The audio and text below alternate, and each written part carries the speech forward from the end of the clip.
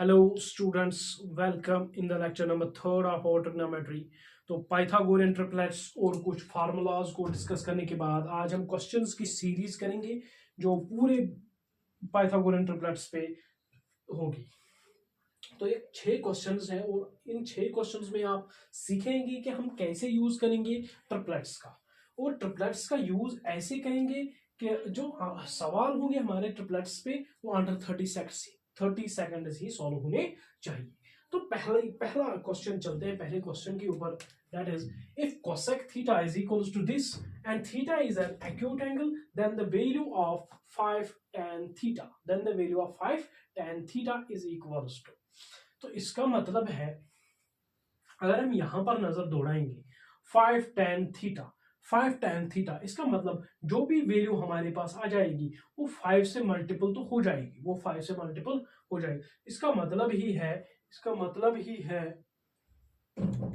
5 tan theta. लेकिन अगर हम ऑप्शंस के ऊपर देखेंगे A B C and D वगैरह वगैरह ऑप्शंस पर, ऑप्शंस को देखेंगे तो यहाँ कहीं 5 दिखाई नहीं दे रहा है। इसका मतलब है कि 5 कहीं ना कहीं कट होगा, 5 कहीं ना कहीं कट होगा। यहाँ पे भी कट हो रहा है, यहाँ पे भी कट हो रहा है, यहाँ पे भी कट हो रहा है और यहाँ पे भी कट हो रहा है। तो इस क्वेश्चन को सॉल्व करते हैं, चलते हैं इस क्वेश्चन को कैसे सॉल्व करेंगे, वरना मैं इसको 5 के मल्टीपल से ही उड़ा सकता था। अगर यहाँ कहीं कहीं मुझे 5 दिख जाता, अगर यहाँ मुझे कहीं कहीं 5 दिख जाता तो मैं इसको 5 के मल्टीपल से ही उड़ा लेता। लेकिन बात है ए बी सी और डी को हमने जब देखा कोई भी ऑप्शन 5 का मल्टीपल नहीं आ रहा है, क्योंकि यहाँ पर 11 है, यहाँ पर 13 है, 7 है, 9 है। तो इसका मतलब है कि 5 कटेगा।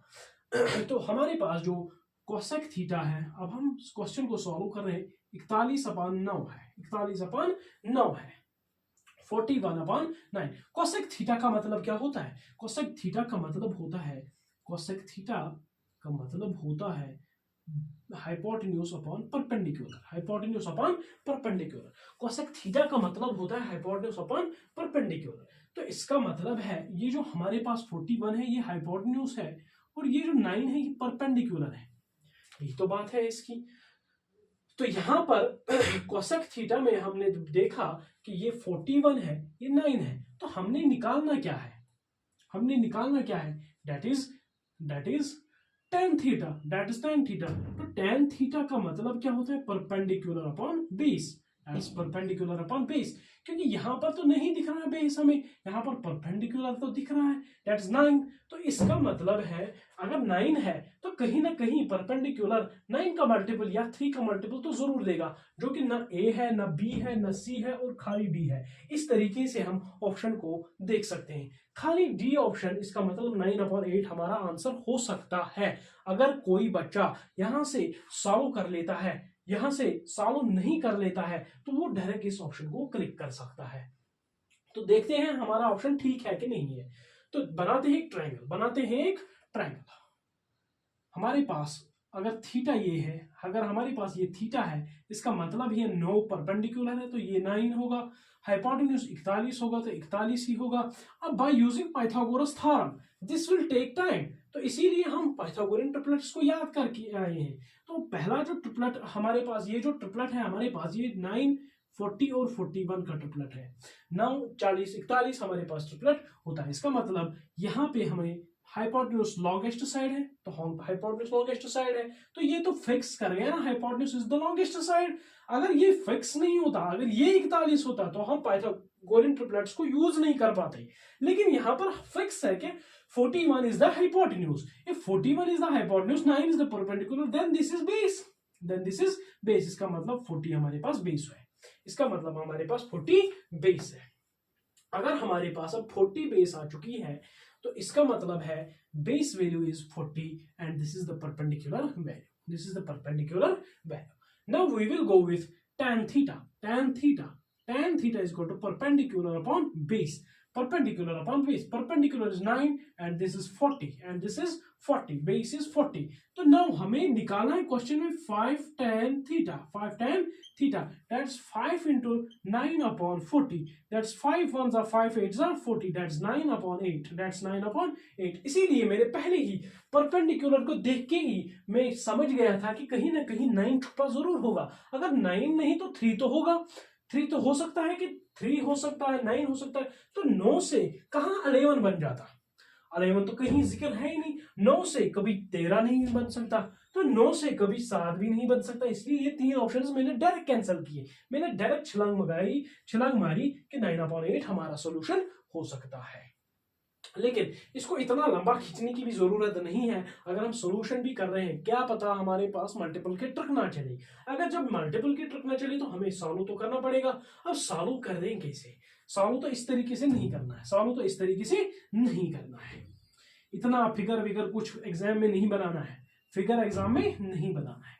तो हमारे पास cosec theta is equals to 41/9 implies that base हमें पता है 9 40 41 हमारे पास ट्रिपलेट होता है. हाइपोटेन्यूज सेट कर गया इसका मतलब बेस है हमारे पास 40. बेस है हमारे पास 40. अब निकालना है 5 tan theta. tan theta is equal to perpendicular upon base. Perpendicular 9 है और ये 40 है. That is 5 1 5 8 9/8 is the correct solution. इतना ही करना है एग्जामिनेशन में. इतना ही करना है एग्जामिनेशन में. कोई शक्ल, कोई फिगर, कोई भी चित्र नहीं बनाना है. तो चलते हैं क्वेश्चन नंबर 2 की ओर. और जो ही आप क्वेश्चन नंबर 2 के ऑप्शंस की ओर नजर डालेंगे तो यहाँ √41, यहाँ √41, यहाँ √41. इसका मतलब रूट का मतलब हमारे पास जो ये भी वैल्यूज हैं, अगर ये ट्रिग्नोमेट्रिक, ये पाइथागोरियन ट्रिपलेट्स होते तो रूट तो नहीं आता.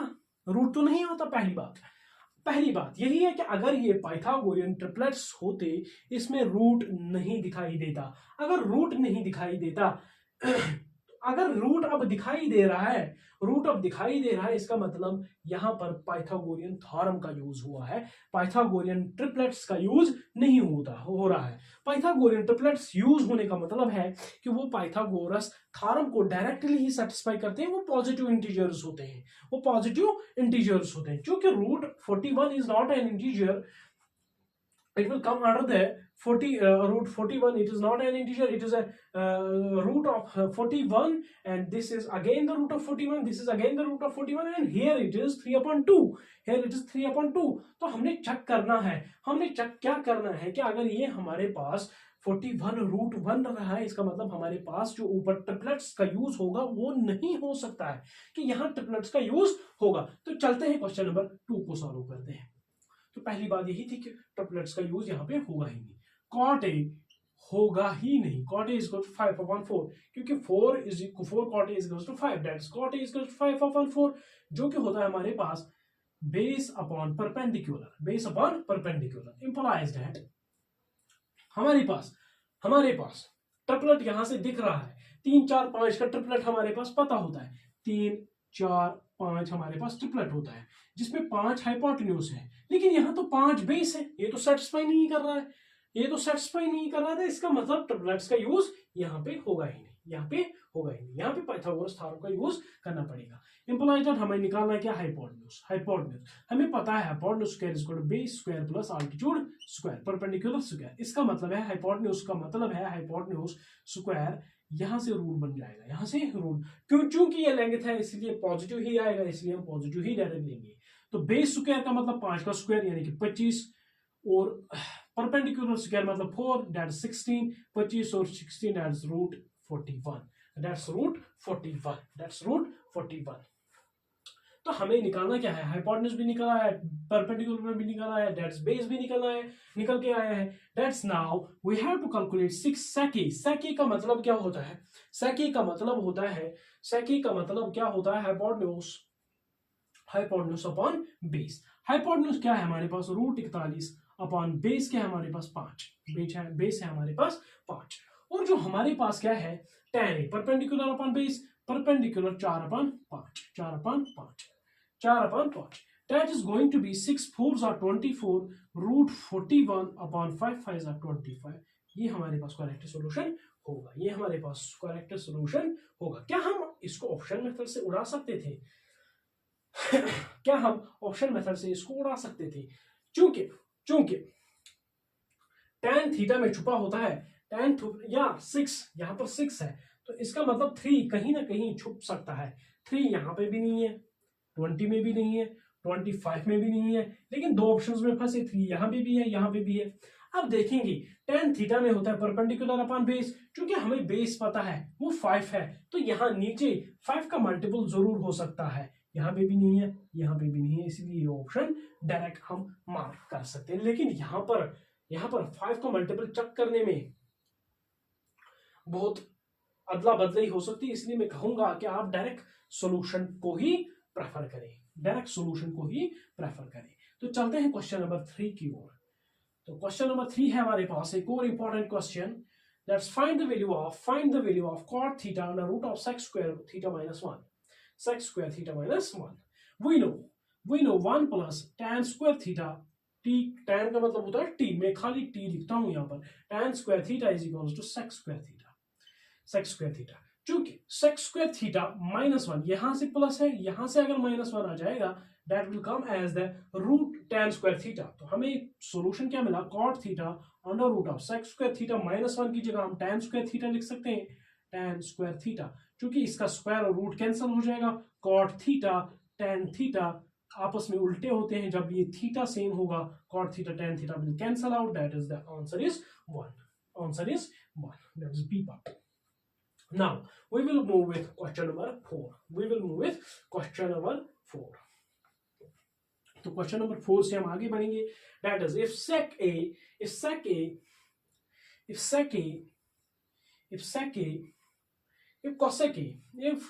cosec A is equals to 10, then find the value of then what is the value of 20 sin A plus 9 root of 11 sec A, 9 root of 11 sec A।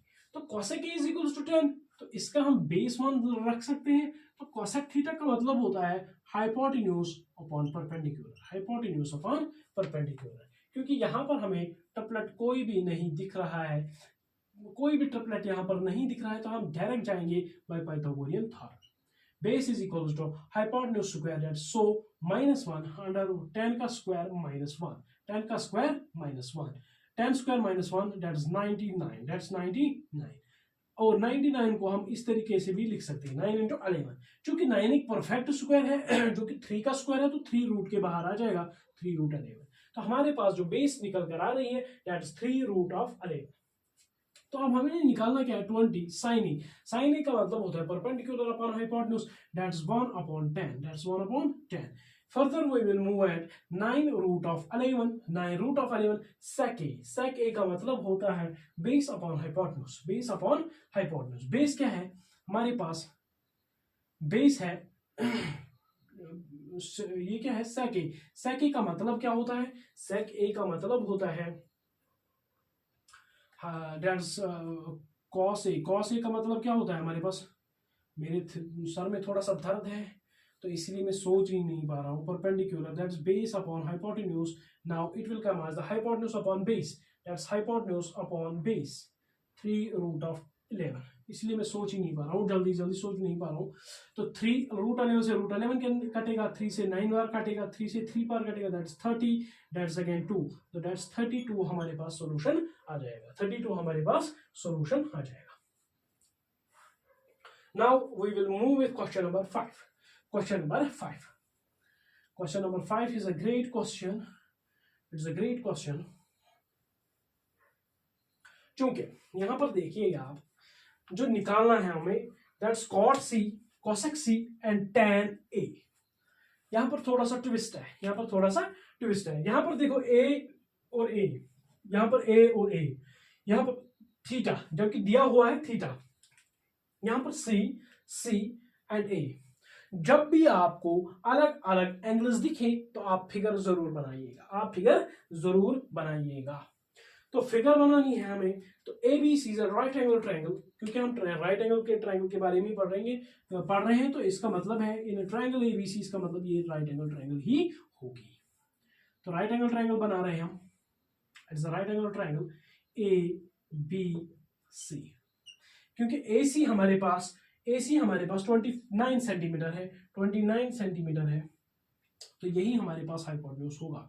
It is the greatest side of this triangle, and now we will move with AB that is equals to 20 and BC that is equals to 21. For this angle, this is the perpendicular. For this angle, this is the perpendicular and this is the base, and this is the base. This is base for this angle and this is perpendicular for this angle. For this angle, क्योंकि हमने दोनों पे काम करना है, C पे भी काम करना है, A पे भी काम करना है.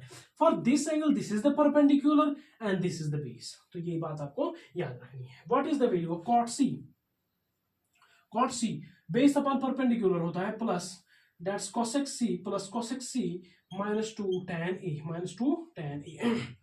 तो cot C का मतलब क्या होगा? cot C base upon perpendicular यानी कि 21 अपॉन 20, 21 अपॉन 20. cosec C का मतलब क्या होता है? hypotenuse upon perpendicular, hypotenuse upon perpendicular, hypotenuse upon perpendicular. That's 29. इसके लिए perpendicular ये है, that's 20, that is 20 minus 2 तो 2 ही रहेगा tan A. यहां पर एंगल ये है, इसीलिए एंगल ए के लिए ये परपेंडिकुलर होगा और ये वाली बेस होगी और ये वाली बेस होगी. That's 2 tan A, that's 21 perpendicular upon base 21 upon 20, 21 upon 20. अब इसको हमने सॉल्व करना है. सॉल्व कैसे करेंगे? क्योंकि यहां पर -2 21 अपॉन, अगर हम देखेंगे इसको हम लिख सकते हैं ना, फॉर एग्जाम्पल ये x है और ये -2x है. इसका मतलब यही है, -2x में से x को प्लस करेंगे, दैट्स -x. तो इसका मतलब ही है यहां पर जो रहेगा that's 29 upon 20 minus 21 upon 20 minus 21 upon 21 upon 20 में से 21 अपॉन 20 जाएगा, दैट्स -21 अपॉन 20 तो सेम ही है, बेस तो सेम ही है. तो 29 minus 21 that's going to be 8 upon 20. 4 2s are 8, 4 5s are 20. That's 2 upon 5. That's 2 upon 5. Where is it? It is in the C pot. It is in the C pot. Now, question number 6. We are going with the question number 6 now. We are going with the question number 6. Question number 6 क्या है हमारे पास? Cos theta is equals to 4x upon 1 plus 4x square. What is the value of sin theta? What is the value of sin theta? Cos theta is equals to 4x divided by 1 plus 4x square. चूंकि हमने एक triplet पढ़ा हुआ है, that's a square minus b square twice ab and this is a square plus b square. ये मैंने पहले ही दिन ट्रिपलेट में पढ़ाया हुआ है. आप वापस से देख लीजिए कि ये ट्रिपलेट में है कि नहीं है. चूंकि यहाँ की प्लेस पे अगर हम a को मान रखेंगे तो 1 ही आ जाएगा, 1 स्क्वायर 1 माइनस 1.